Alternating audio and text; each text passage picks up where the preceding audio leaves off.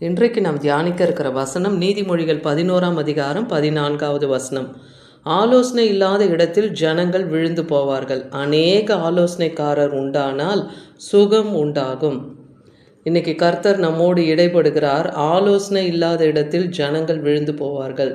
ஒரு நாட்டை ஆளுகிற ஒரு ராஜாவாகட்டும், இல்லைன்னா ஒரு வியாதியோ ஒரு பலவீனமோ உண்டாகுதுனாலும் அதுக்கு நம்ம அநேக ஆலோசனை எடுக்கணும். அநேக ஆலோசனைக்காரர்களுடைய யோசனைகளை கேட்டு செயல்படணும் இல்லையா? தேசத்தை ஆள்கிறவர்களும் ஜனங்களுடைய காரியங்கள் என்ன என்பதை அவங்க விசாரித்து நடக்கணும். பிரபுக்கள் என்ன சொல்லுகிறார்கள் என்றும் விசாரித்து நடக்கணும். அப்படி அநேக ஞானிகள் இருந்தால் அவர்களுடைய யோசனையிலையும் நம்ம கேட்டு நடக்கணும். அப்படி நடக்கும்போது தேசம் சுபிஷமாக இருக்கும். அதே போல் ஒரு வியாதி பலவீனம் ஒரு காரியத்தை சொல்லும்போது நம்ம ஒரே ஆலோசனையை எடுத்து நடக்காமல் பல மருத்துவர்களுடைய ஆலோசனை கேட்டு நம்ம நடப்போம் இல்லையா? அப்போ நமக்கு அது தவறான காரியங்களாக இருந்தாலும் அது மற்ற ஒரு மருத்துவர் மூலமாக அது சுகம் உண்டாகக்கூடிய காரியமாகவும் இருக்கலாம். அப்போ கர்த்தர் ஆலோசனை இல்லாத இடத்துல ஜனங்கள் விழுந்து போவார்கள்ன்றாரு. அதனால் ஆலோசனைக்காரர்கள் அநேகர் உண்டானால் அங்கே சுகம் உண்டாகும். ஏன்னா யோசனை செய்து யுத்தம் பண்ணு, ஆலோசனைக்காரர் அநேகரால் ஜெயம் கிடைக்கும்னே சொல்கிறார். யோசனை செய்து நீதிமொழிகள் 24:6 பார்க்குறோம். அப்போ நம்ம எந்த ஒரு காரியத்தை தொடங்குவதற்கு முன்பாக யோசனை செய்து அதை செய்தால் நமக்கு பயன் வருமா வராதா என்று யோசித்து பண்ணணும். அதே போல் கர்த்தருடைய வசனங்கள் நமக்கு ஆலோசனையாக இருக்குது இல்லையா? கர்த்தர் நமக்கு என்ன சொல்கிறார்? சங்கீதம் 32:8 நான் உன்மேல் கண் வைத்து உனக்கு ஆலோசனை சொல்லுவேன், நீ நடக்க வேண்டிய வழியை உனக்கு காட்டுவேன்னு சொல்கிறார். அப்போ நம்ம நடக்க வேண்டிய வழியே தேவன் காட்டுவார். அப்போ ஒரு யுத்தத்தை நாம் செய்யணுன்னாலும் நமக்கு எந்த ஒரு காரியத்தில் ஜெயம் எடுக்கணுன்னாலும் அந்த ஆலோசனையை கேட்டு நடக்கணும். அதே போல் அநேகருடைய ஆலோசனையினாலே நமக்கு ஜெயம் கிடைக்கும். அவர்களுடைய எக்ஸ்பீரியன்ஸ், மற்றவங்க கொடுக்குற எக்ஸ்பீரியன்ஸும் நமக்கு அந்த நாட்களில் என்ன தேவையோ என்ன பிரச்சனைகள் குழப்பத்தில் இருந்தாலும் அவங்களுடைய எக்ஸ்பீரியன்ஸ் நமக்கு பதில் தருகிறதா இருக்கலாம்.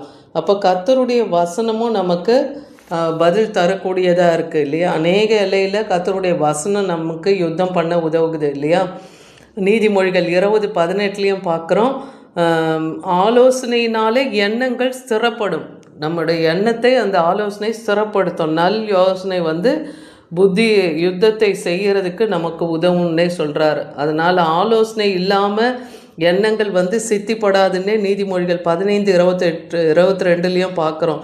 ஆனால் ஆலோசனைக்காரர்கள் அநேகர் இருந்தால் அவைகள் எல்லாம் உறுதிப்படும். நிறைய ஆலோசனைக்காரர்களை வைத்து ஒரு தேசத்துக்கு கூட ஒரு சட்டத்திட்டங்களை ஏற்றனாலும் சரி, ஒரு நன்மையை தேசத்து ஜனங்களுக்கு செய்யணுன்னாலும் சரி, அநேக ஆலோசனைக்காரர்களை வைத்து பேசி அதை பரிசீலனை செய்து அதை நடைமுறைப்படுத்தும் போது அது உறுதிப்படும். அதுதான் இன்னைக்கு கர்த்தர் நம்மோடு இடைப்படுகிறார். அதனால புத்தி தன்னை உடையவர்களுக்கு ஜீவ ஊற்றா இருக்கும்னே நீதிமொழிகள் 16:22 பார்க்குறோம். மதியினருடைய போதனைகள் எல்லாமே மதியினமாக தான் இருக்கும்னு வேதவசனம் சொல்லுது. அப்போது கர்த்தர் எல்லாருக்கும் ஞானத்தையும் புத்தியும் அவர் தான் தருக்கிறார். அவரிடத்துலேருந்து தான் ஞானமும் புத்தியும் வரும்னே இருக்குது. அப்போது ஒவ்வொருவருக்கும் தேவன் புத்தியை கொடுத்துருக்கிறார் இல்லையா? அதுதான் அவர்களுக்கு ஜீவ ஊற்றா இருக்குது. ஆனால் மதியினர்களுடைய போதனை நம்மை மதியினத்துக்கு கொண்டு போயிடும். அப்படிப்பட்ட ஆலோசனைக்கு நம்ம கீழ்ப்படியாமல் புத்திவான்களாக ஞானவான்களாக இருக்கிறவர்களுடைய ஆலோசனையை கேட்டு நடக்கிறவர்களாக இருக்கணும். அதே போல் கர்த்தருடைய ஆலோசனையை கேட்டும் நடக்கணும் இல்லையா? ஏன்னா சீட்டு குலுக்கி மடியில் போடப்படும் காரிய சித்தியோ கர்த்தரால் தான் வரும். அதே போல் யுத்தத்துக்கு குதிரை ஆயத்தமாகும், ஆனால் ஜெயம் கர்த்தரால் தான் வரும். எந்த ஒரு காரியத்திலையும் ஜெயத்தை கொடுக்கிறவர் தேவன் இல்லையா? நம்ம ஜெயம் கொடுக்குற தேவனுக்கு நாம் ஸ்தோத்திரத்தை செலுத்தணும்.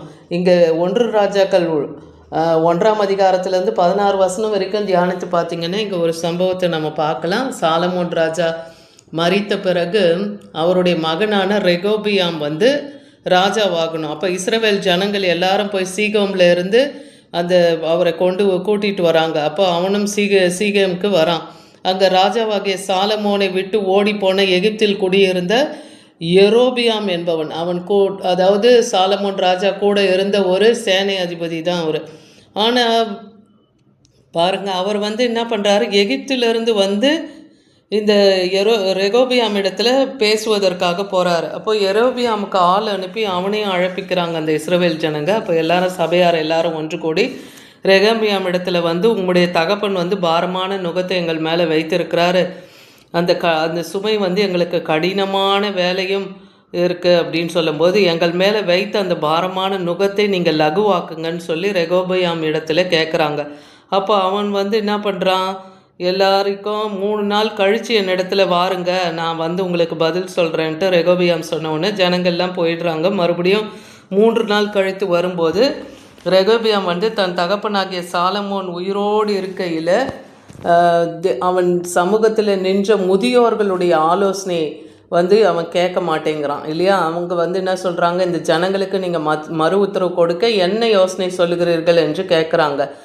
அப்போ இன்று ஜனங்களுக்கு நீங்கள் சேவகனாகி அவர்களுக்கு இணங்கி அவர்கள் சொற்படி நீங்கள் மறுமொழி நல்வார்த்தையை சொல்லுவீர்களானால் என்னால் நாங்கள் உங்களுக்கு ஊழியக்காரராக இருப்போம்னு முதியோர்கள் வந்து ரெகோபியாம் இடத்துல, அதாவது சாலமோனுடைய மகனிடத்துல சொல்கிறாங்க. ஆனால் அவனோ என்ன பண்ணுறான், முதியோருடைய ஆலோசனை எல்லாம் தள்ளிவிட்டு தன்னோடு வளர்ந்த தன்னுடைய சகோதர ஃப்ரெண்ட்ஸுங்களான நண்பர்களான வாலிபர்களுடைய ஆலோசனையை கேட்டு உம்முடைய தகப்பன் என்மேல் வைத்த நுகத்தை லகுவாக்கும் என்று கூறி அவர்களிடத்துல நீ சொல்ல வேண்டியது என்னவென்றால் அப்படின்னு சொல்லி அந்த வாலிபர்கள் இந்த ராஜாவுக்கு ஆலோசனை கொடுக்குறாங்க. ரெகோபியாமுக்கு என்ன சொல்கிறாங்க, உங்கள் தகப்பனுடைய எங்களை பாரமாக்கிது, அதை லகுவாக்கும்னு சொன்ன அவங்களிடத்துல நீ போய் சொல்ல வேண்டியது என்னவென்றால் என் சுண்டு விரல் என் தகப்பனுடைய இடுப்பை பார்க்கிலும் பருமனானதுன்றான். அப்போ ஒரு திமிரான பேச்சு இந்த ராஜா வந்து தன்னுடைய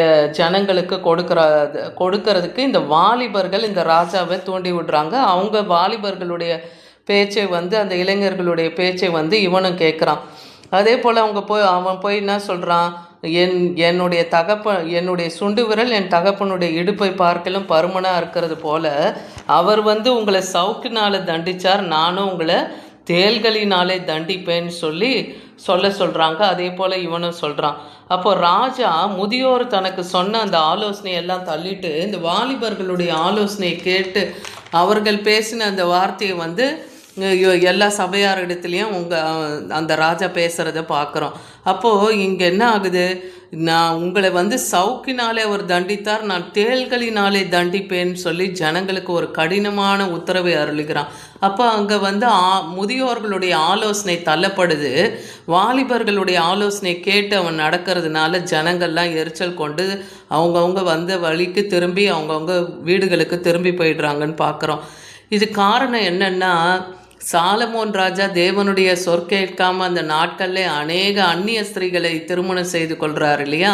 அவருக்கு 300 மனைவிகளும் 700 மனைவிகளும் 300 மறுமனையாட்டிகளும் இருப்பாங்க. அத்தனை பேருடைய ஆலோசனையும் கேட்டு தேவன் அருவருத்த விக்கிரக ஆராதனை எல்லாம் அவர் செய்து வந்தார். அதனால தான் அவருக்கு பின் வருகிற ராஜாக்களில் வந்து தேவன் என்ன பண்ணுறார், 12 கோத்திரத்தையும் பிரித்து அதை எரோபியாம் என்பவனுக்கு தேவன் அருளிடுறார். அக்கியா என்ற தீர்க்கதரிசி மூலமாக அந்த வார்த்தை வருது. ராஜா ஜனங்களுக்கு செவி கொடுக்காம போனதுனால சீலோனியனான அக்கியாவை கொண்டு நேபோத்தின் குமாரனாகிய எரோபியாமுக்கு சொன்ன தன்னுடைய வார்த்தை இதன் மூலமாய் உறுதிப்பட்டு கர்த்தராலே இப்படி நடந்தது. அப்போ இப்படி ஒரு சூழ்நிலையும் அந்த ரெகோபியாம் பேசுகிறான்னா இதுவும் கர்த்தரால் தான் சொல்லப்படுகிறது. அவனுக்கு அந்த மாதிரி சொல்லணும்னு அவரே ஏவி வைத்திருக்கிறார் இல்லையா. அப்போ எரோபியாமை கொண்டு இஸ்ரவேல் ஜனங்கள் அதுக்கு பிறகு ஆளப்படுறாங்கன்னு பார்க்குறோம். அப்போ முதியோர்களின் ஆலோசனையே அந்த ரெகோபியாம் தள்ளி போட்டதுனால அவனுக்கு பதிலாய் வேறொருவன் இஸ்ரவேல் கோத்திரத்தை ஆளுகிறதாக மாறுகிறது. அப்போ முதியோருடைய ஆலோசனை தள்ளுனா என்ன ஆகுதுன்னு பாருங்கள். அதே போல் அப்போஸ்தலர் 15ஆம் அதிகாரத்தில் 7லேருந்து வசனங்களை நீங்கள் வாசித்து பார்த்தீங்கன்னா இங்கே பேதுருக்கும் அங்கே இருக்க சபையாருக்கும் இடையே ஒரு பெரிய தர்க்கம் உண்டாகுது. ஏன் அவர் புறஜாதிகளுக்கெல்லாம் போய் சுவிசேஷம் அறிவிக்கிறாருன்னு. அப்போது பேதுரு எழுந்துன்னு சொல்கிறாரு, சகோதரரே நீங்கள் எல்லாம் அறிந்திருக்கிறபடி புறஜாதியார் என்னுடைய வாயினாலே சுவிசேஷ வசனத்தை கேட்டு விசுவாசிக்கும்படியாக தான் அநேக நாட்களுக்கு முன்பாக உங்களில் ஒருவனாக கர்த்தர் என்னை தெரிந்து கொண்டார். அவருடைய பரிசுத்த ஆவி எனக்கு தந்தொருளினது போல அவர்களுக்கும் தந்தொருளி இதை குறித்து சாட்சி கொடுத்திருக்கிறாரு. அதனால் விசுவாசத்தினாலே அவர்களுடைய இருதயங்களையும் அவர் சுத்தமாக்கி நமக்கும் அவர்களுக்கும் யாதொரு வித்தியாசமும் இராதபடிக்கு சுவிசேஷத்தை அறிவிக்கும்படியாக வைத்திருக்கிறார்.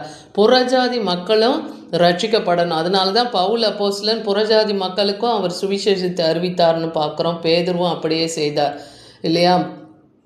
அதனால் இன்றைக்கி கர்த்தருடைய ஆலோசனையை கேட்டு நாம் நடக்கும்போதும், அதே போல் முதியோர்களுடைய ஆலோசனையை நம்ம கேட்டு நடக்கும்போதும் தேவன் நமக்கு வழியை கொடுப்பார். ஏன்னா வெற்றிக்கும் நம்முடைய பாதுகாப்புக்கும் ஒரு ஞானமான ஒரு ஆலோசனை, அநேகர் கூடி ஆலோசனை நமக்கு மிக மிக அவசியமாக இருக்குது. அது நமக்கு வழிகாட்டுகிறதாகவும் இருக்குது.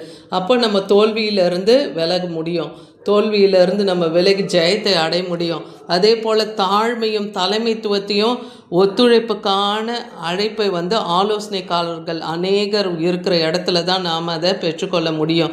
அப்போ நம்ம இன்றைக்கி நம்முடைய வாழ்க்கையில் இடரல்களை எல்லாம் நம்ம தவிர்க்கணும்னா ஒரு தலைமைத்துவம் நமக்கு வேணும் இல்லையா? ஒரு முடிவு எடுக்கிறதுக்கு நம்ம தனிப்பட்டு செயல்படாமல் அநேகருடைய ஆலோசனை கேட்டு நடக்கும்போது, வழிகாட்டுதலில் நாம் இருக்கும்போது, அப்போ நம்ம எல்லாத்துலேயுமே ஜெயம் எடுக்க முடியும். அதே போல் தான் ஒரு தேசமும் அநேகருடைய வழிகாட்டுதலை கேட்டு நடக்கும்போது அந்த தேசம் செழிப்பாக இருக்கும், அது வீழ்ச்சி அடையாமல் இருக்கும். அதுதான் இன்றைக்கி கர்த்தர் நம்மோடு இடைப்படுகிறார். அதனால் இன்றைக்கி அநேகருடைய ஆலோசனை இல்லாத இடத்துல ஜனங்கள் விழுந்து போகும். அநேக ஆலோசனைக்காரர் உண்டாகும் போது அங்கே சுகம் உண்டாகும். ஆமீன்.